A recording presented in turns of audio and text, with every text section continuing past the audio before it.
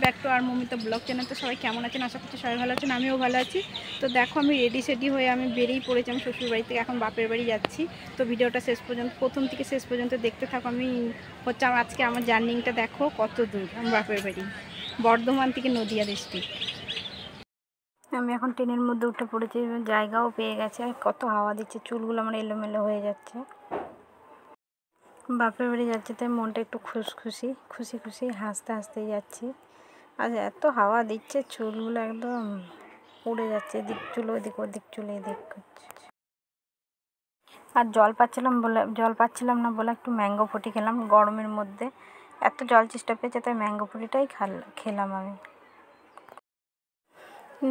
ব্যান্ডেল থেকে নৈহাটি নেমে গেছি।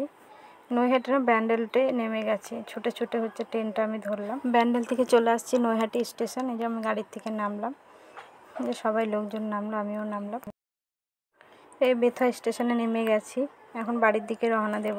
বাড়ি চলে এসেছে আমি। তো ভিডিওটা আজকে এখানেই শেষ করলাম। সবাই ভালো থাকো, সুস্থ থাকো, টাটা, বাই বাই।